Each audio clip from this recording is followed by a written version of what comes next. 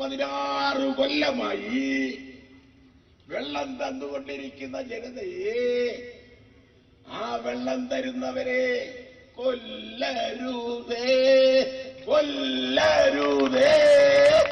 ഞങ്ങൾ തരുന്ന വെള്ളത്തിൽ മുക്കി ഞങ്ങളെ കൊല്ലരുതേ എന്നാണ് നാം പറയുന്നത്. കേരളത്തിലെ 40 ലക്ഷത്തോളം വരുന്ന സഹോദരങ്ങൾ അറേബ്യൻ കടലിൽ അവരുടെ ശവശരീരങ്ങൾ എത്തിച്ചേരാനിടയുണ്ട്.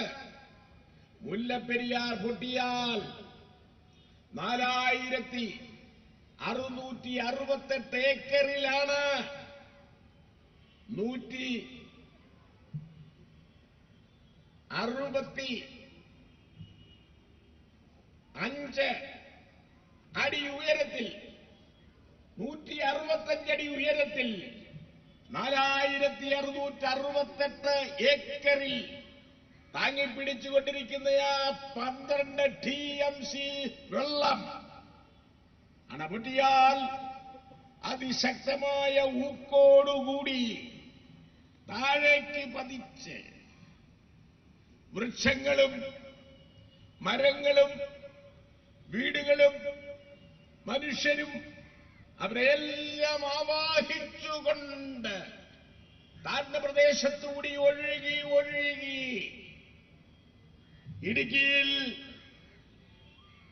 ഇടുക്കി നമ്മുടെ കേരളത്തിലേക്കാകെ വൈദ്യുതി പ്രവഹിപ്പിക്കുന്ന, ജനങ്ങൾക്കാകെ വൈദ്യുതി നൽകിക്കൊണ്ടിരിക്കുന്ന ആ വൈദ്യുതി നിർമ്മാണ കേന്ദ്രമടക്കം സമീപ പ്രദേശത്തുള്ള അണക്കെട്ടുകൾ അടക്കം ആ കുത്തൊഴുക്ക് ഇടുക്കിയിലെത്തുമ്പോൾ സാവധാനമായി നാം കടലിൽ പോയി തിരകളെ നോക്കുമ്പോൾ ആ തിരകൾ പുറകോട്ട് വരുന്നത് മന്ദം മന്ദമാണ്. അതിനുശേഷം അവൻ ഒന്ന് കറങ്ങി 10, 12, 15 ആൾമൊത്തത്തിൽ കൂടി വീഴുമ്പോൾ അതൊരു മാരക ശക്തിയായി. മിനിഞ്ഞാന്നത്തെ സർവകക്ഷി സമ്മേളനത്തിൽ കേരളത്തിന്റെ മുഖ്യമന്ത്രി ശ്രീമാൻ ഉമ്മൻചാണ്ടി പറഞ്ഞത്, അഡ്വക്കേറ്റ് ജനറൽ പറഞ്ഞ തെറ്റായ സമീപനങ്ങൾ, നമ്മുടെ സംസ്ഥാനത്തിന്റെ താൽപര്യങ്ങൾക്ക് വിരുദ്ധമായ സമീപനങ്ങൾ എന്തുകൊണ്ടാണങ്ങനെ ഹൈക്കോടതിയിൽ പ്രസ്താവിക്കുവാൻ കാരണമെന്ന് അദ്ദേഹത്തിന് പറയാനുള്ളത് കൂടെ കേട്ടതിന് ശേഷം ക്യാബിനറ്റ് അത് സംബന്ധിച്ചുള്ള തീരുമാനങ്ങൾ എടുക്കും എന്നാണ്. കേരള ഗവൺമെന്റ് പരസ്യമായി പ്രഖ്യാപിച്ചിട്ടുള്ളത് പൊളിഞ്ഞുകൊണ്ടിരിക്കുന്ന, കൂടെ ഭൂചലനങ്ങൾ ഉണ്ടാക്കിക്കൊണ്ടിരിക്കുന്ന, അതുതന്നെ മാസത്തിൽ 29 പ്രാവശ്യവും ആഴ്ചയിൽ 2 പ്രാവശ്യവുമായിട്ട് വേഗതയിൽ ഭൂചലനങ്ങൾ ഉണ്ടായിക്കൊണ്ടിരിക്കുന്ന ഈ അവസരത്തിൽ ഒരു ഓൾട്ടർനേറ്റീവായ ബന്ധ സ്ഥാപിച്ചേ നോക്കൂ. അതുതന്നെ 136 അടി എന്ന സ്ഥാനത്ത് 120 അടിയിൽ വെള്ളം താഴ്ത്തി നിർത്തണം.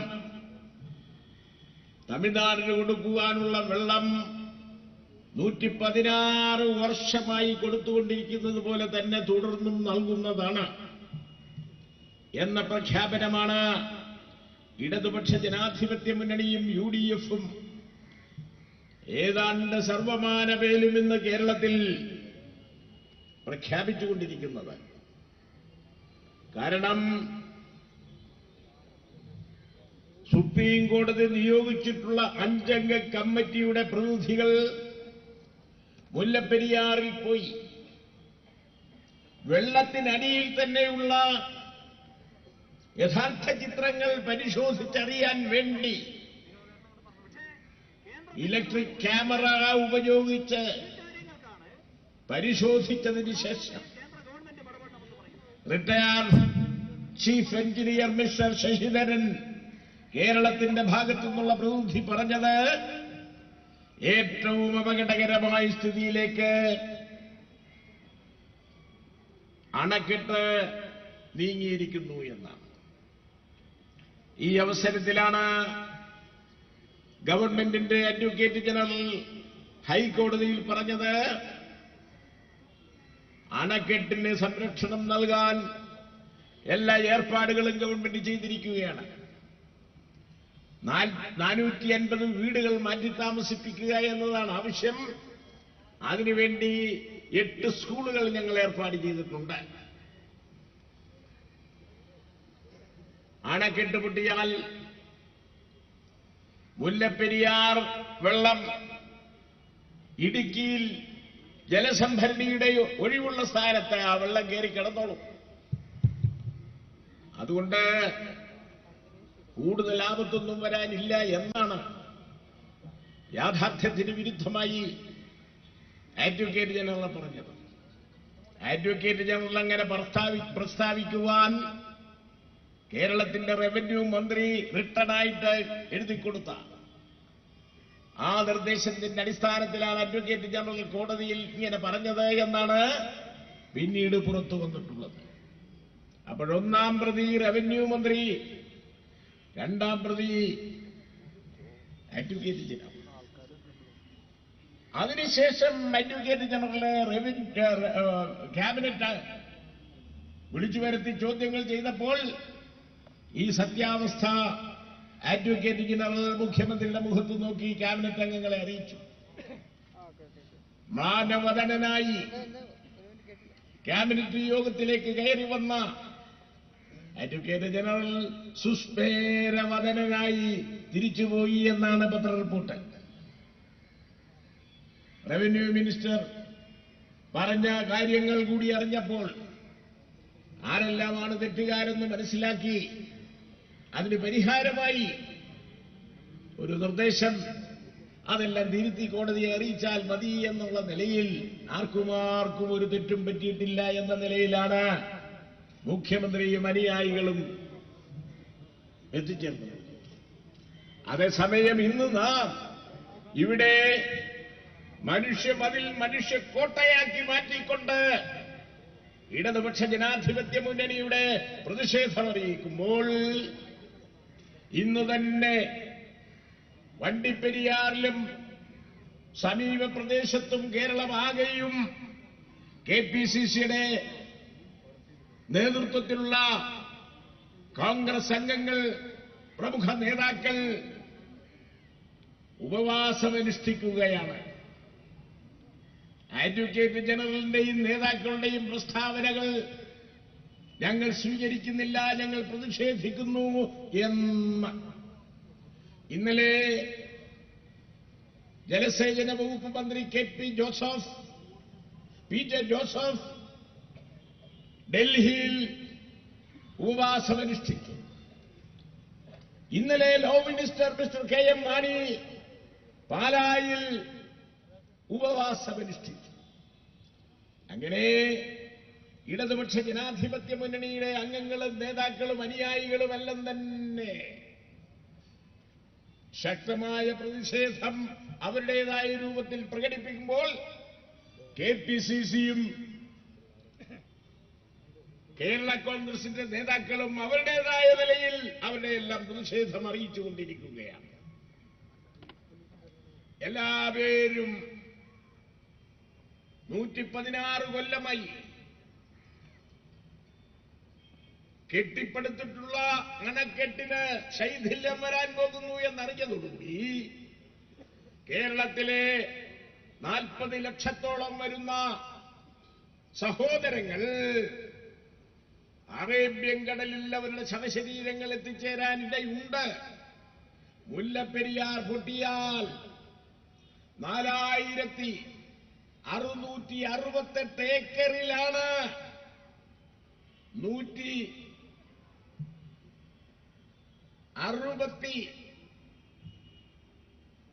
5 അടി ഉയരത്തിൽ 165 അടി ഉയരത്തിൽ 4668 ഏക്കറിൽ താങ്ങിപ്പിടിച്ചുകൊണ്ടിരിക്കുന്ന ആ 12 TMC വെള്ളം അണപൊട്ടിയാൽ അതിശക്തമായ ഊക്കോടുകൂടി താഴേക്ക് പതിച്ച് വൃക്ഷങ്ങളും മരങ്ങളും വീടുകളും മനുഷ്യരും അവരെല്ലാം ആവാഹിച്ചുകൊണ്ട് താഴ്ന്ന പ്രദേശത്തുകൂടി ഒഴുകി ഇടുക്കി നമ്മുടെ കേരളത്തിലേക്കാകെ വൈദ്യുതി പ്രവഹിപ്പിക്കുന്ന ജനങ്ങൾക്കാകെ വൈദ്യുതി നൽകിക്കൊണ്ടിരിക്കുന്ന ആ വൈദ്യുതി നിർമ്മാണ കേന്ദ്രമടക്കം സമീപ പ്രദേശത്തുള്ള അണക്കെട്ടുകൾ അടക്കം ആ കുത്തൊഴുക്ക് ഇടുക്കിയിലെത്തുമ്പോൾ സാവധാനമായി നാം കടലിൽ പോയി തിരകളെ നോക്കുമ്പോൾ ആ തിരകൾ പുറകോട്ട് വരുന്നത് മന്ദമാണ്. അതിനുശേഷം അവൻ ഒന്ന് കറങ്ങി 10, 12, 15 ആൾമൊത്തത്തിൽ കൂടി വീഴുമ്പോൾ അതൊരു മാരക ശക്തിയായി സുനാമി രൂപത്തിൽ എന്തെല്ലാം അതിന്റെ മുമ്പിലുണ്ടോ അതിലെയെല്ലാം തകർത്ത് മുന്നോട്ടു പോകുന്ന സ്ഥിതിയായിരിക്കും ഉണ്ടാകുക എന്നത് പ്രാഥമിക വെള്ളത്തിന്റെയും മണ്ണിന്റെയും ചരിത്രം പഠിച്ചിട്ടുള്ളവർക്ക് ബണ്ട് പൊട്ടിക്കഴിഞ്ഞാൽ എന്ത് സംഭവിക്കുമെന്ന് ലോകത്താകെയുള്ള ബണ്ടുകൾ പൊട്ടിയതിനു ശേഷമുണ്ടായിട്ടുള്ള സ്ഥിതിഗതികൾ പത്രങ്ങളിലും റേഡിയോകളിലും മറ്റുമെല്ലാം വായിച്ചു മനസ്സിലാക്കിയിട്ടുള്ള നമുക്ക് ശരിയായ നിലയിൽ ബോധ്യവും അതിന്റെ അടിസ്ഥാനത്തിലുള്ള ഭീതിയും ഉത്കണ്ഠയും നിലനിൽക്കുമ്പോഴാണ് അഡ്വക്കേറ്റ് ജനറൽ പറയുകയാണ് മുല്ലപ്പെരിയാറിൽ നിന്ന് ഒഴുകി ഇടുക്കി ഡാമിന്റെ ഒഴിവുള്ള സ്ഥലത്തേക്ക് ആ വെള്ളം വന്ന് കിടന്നോളൂ ഇത്ര അസംബന്ധപൂർവകമായ അടിസ്ഥാനരഹിതമായ ഒരു പ്രസ്താവന കേരള ഹൈക്കോടതി കൊടുത്ത് കോടതിയെയും ജനങ്ങളെയും തെറ്റിദ്ധരിപ്പിക്കാൻ അഡ്വക്കേറ്റ് നടത്തിയ ശ്രമം തമിഴ്നാട് മുഖ്യമന്ത്രി ശ്രീമതി കുമാരി ജയലളിത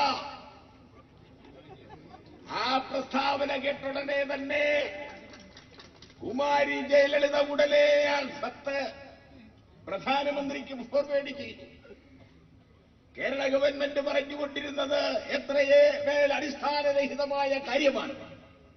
കേരള ഗവൺമെന്റിന്റെ അഡ്വക്കേറ്റ് ജനറൽ പറഞ്ഞിരിക്കുന്നു, മുല്ലപ്പെരിയാർ അണക്കെട്ടിന് ഒരു കുഴപ്പവും വരാൻ പോകുന്നില്ല.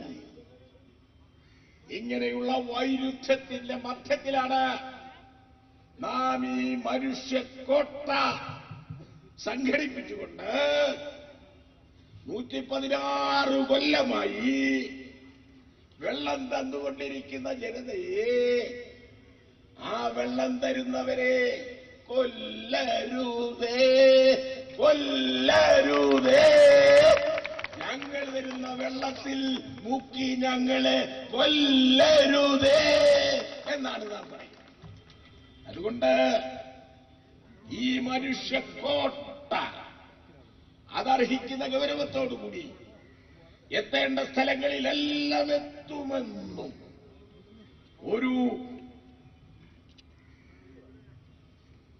മറ്റൊരു അണക്കെട്ട് ഉടനടി തന്നെ നിർമ്മിക്കാൻ ആവശ്യമായ ഉത്തരവ് കേരള ഗവൺമെന്റിന് നൽകണമെന്ന് ഇന്ത്യയുടെ പ്രധാനമന്ത്രി മൻമോഹൻ സിംഗിനോട് നാം ആവശ്യപ്പെടുകയാണ്. ഓൾട്ടർനേറ്റീവായിട്ടുള്ള ഒരു അണക്കെട്ട് അത്യാവശ്യമാണെന്ന് സെൻട്രൽ ഗവൺമെന്റിന്റെ സാങ്കേതിക വിദഗ്ധരും സെൻട്രൽ ഗവൺമെന്റിന്റെ ഏറ്റവും ഉത്തരവാദപ്പെട്ട ഉദ്യോഗസ്ഥരും 1979 തന്നെ കേരളത്തിൽ വരികയും തമിഴ്നാട്ടിൽ പോവുകയും ചെയ്തുകൊണ്ട് രണ്ടു കൂട്ടരെയും അറിയിച്ചു, ഇനി മുല്ലപ്പെരിയാർ അണക്കെട്ട് ദീർഘകാലം നിലനിൽക്കുകയില്ല. അതിന് പകരമായൊരു ഡാം കെട്ടിയേ മതിയാകും. ഭൂചലനങ്ങൾ ഉണ്ടാവാത്ത ഈ സ്ഥലമാണ് ഞങ്ങൾ നോക്കി വച്ചിട്ടുള്ളത്. അതുകൊണ്ട് അവിടെ മുല്ലപ്പെരിയാറിലെ പോലെയോ അതിനേക്കാൾ ശക്തവുമായ അണക്കെട്ടുണ്ടാക്കണമെന്നവർ നിർദ്ദേശിച്ചിട്ട് പോയി. നമ്മുടെ തമിഴ്നാട്ടിലെ സുഹൃത്തുക്കൾ പഴയ മുല്ലപ്പെരിയാർ അണക്കെട്ടിൽ തന്നെ കുറേശ്ശെ റിപ്പയർ ചെയ്ത് പണി നടത്തി നീട്ടിക്കൊണ്ടുപോകാനുള്ള ശ്രമമാണ് നടത്തിയത്. ഇന്ന് ഓൾട്ടർനേറ്റീവായിട്ടുള്ള ഒരു അണക്കെട്ടിന് വേണ്ടി നാം ശബ്ദമുയർത്തുമ്പോൾ അവർ നമ്മെ പരിഹസിക്കുക. അതിന്റെ ആവശ്യമില്ലെന്ന്. അത് സ്വാഭാവികമാണ്. അവർക്ക് ആദ്യം അവർ ചോദിച്ചത് മധുര പ്രദേശത്തേക്ക് കുടിക്കാൻ അല്പം വെള്ളം വേണം. അത് കഴിഞ്ഞവർ പറഞ്ഞു കൃഷിക്ക് ഉപയോഗിക്കാൻ അല്പം വെള്ളം വേണം. അത് കഴിഞ്ഞവർ പറഞ്ഞു ഞങ്ങൾക്ക് ഇലക്ട്രിസിറ്റി ഉൽപ്പാദിപ്പിക്കാനും അല്പം വെള്ളം തരണം. 116 കൊല്ലമായി അവർ ചോദിച്ച വെള്ളം. പ്രകൃതി കേരളത്തിന്റെ വൃഷ്ടിപ്രദേശം, കേരളത്തിൽ തന്നെയുള്ള വൃഷ്ടിപ്രദേശത്ത് പെയ്ത് നൽകുന്ന വെള്ളം കേരളത്തിന്റെ ഭൂപ്രദേശത്തുകൂടി തന്നെ ഒഴുകി മുല്ലപ്പെരിയാറും പെരിയാറുമായി മാറുകയാണ്. നമ്മുടെ സ്വന്തം വെള്ളം. ആ വെള്ളമാണ് നമ്മുടെ തമിഴ് സഹോദരങ്ങൾക്ക് നൽകിയത്. അങ്ങനെ കുടിക്കാൻ വെള്ളവും കൃഷിക്കുള്ള വെള്ളവും ഈ കഴിഞ്ഞ 116 കൊല്ലമായി നൽകിക്കൊണ്ടിരിക്കുന്ന നാം പുതിയൊരു ബണ്ട് വന്നാലും അണക്കെട്ട് വന്നാലും നാം ആ വെള്ളം അവർക്ക് കൊടുക്കുമെന്ന് അസന്നിഗ്ധമായി പ്രഖ്യാപിക്കും. അപ്പൊ വെള്ളത്തിന്റെ തീവായിട്ടുള്ള ഒരു അണക്കെട്ട്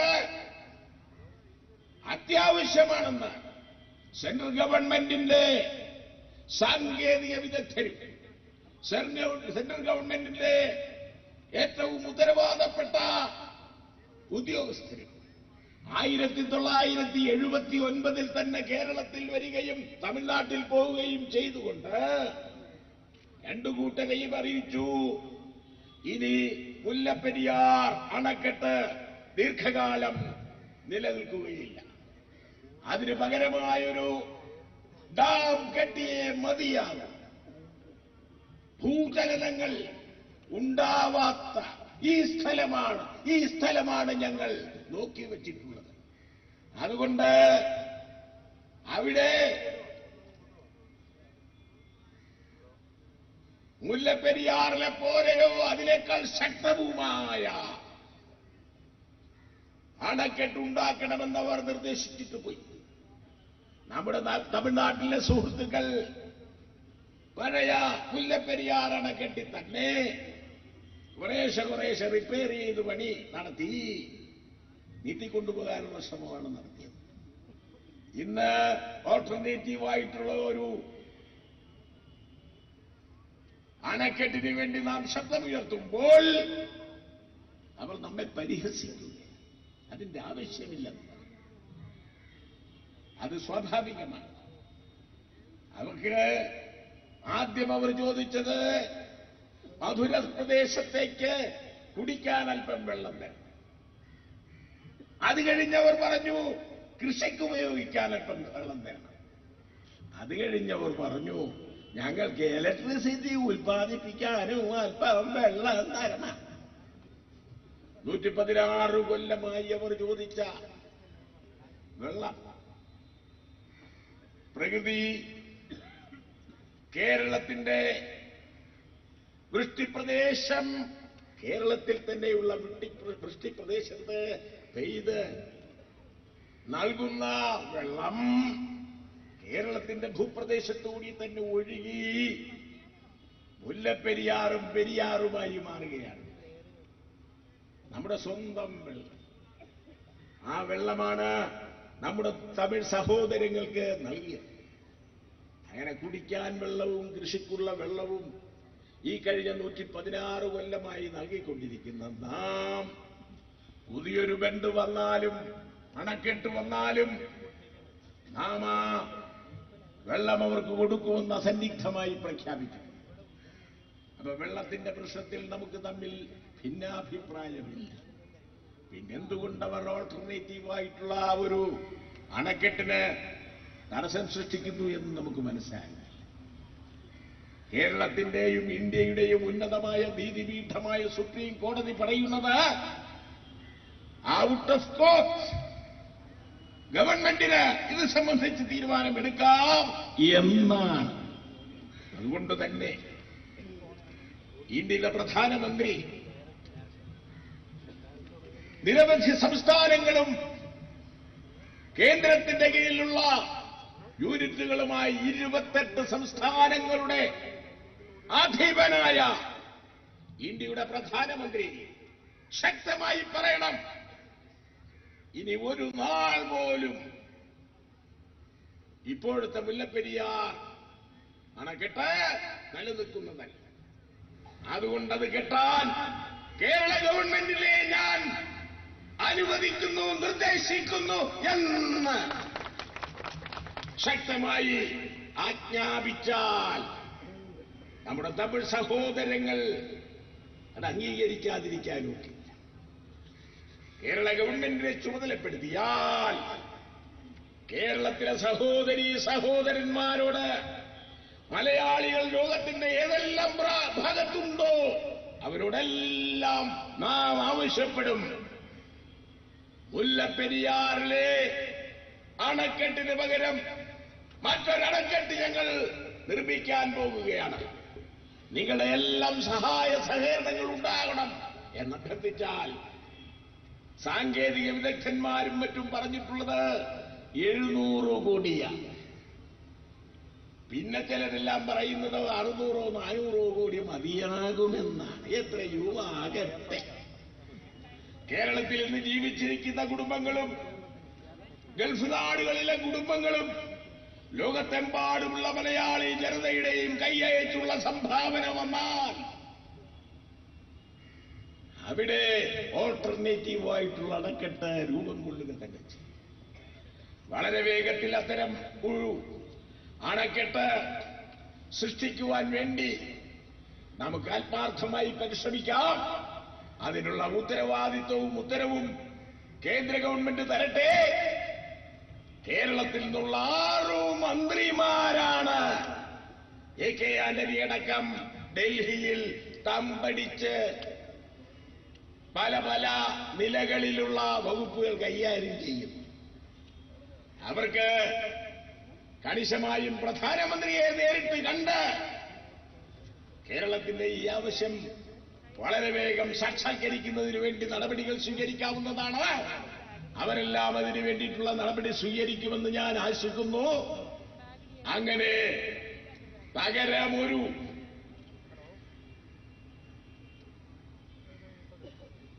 അണക്കെട്ട് സ്ഥാപിക്കുന്നതിന് വേണ്ടിയുള്ള നടപടികൾ എത്രയും വേഗം ഉണ്ടാകട്ടെ എന്ന് ആശിച്ചുകൊണ്ടും അതിനായി വിനീതമായി അഭ്യർത്ഥിച്ചുകൊണ്ടും അതിനായി ഈ മനുഷ്യ മതിൽ വിജയിപ്പിക്കാൻ വേണ്ടി സഹകരിച്ച എല്ലാ സുഹൃത്തുക്കളെയും എല്ലാ മാന്യ വ്യക്തികളെയും ഞാൻ എന്റെ ഹർദ്ദമായ അഭിവാദ്യങ്ങൾ അർപ്പിച്ചുകൊണ്ട് നിർത്തുന്നു.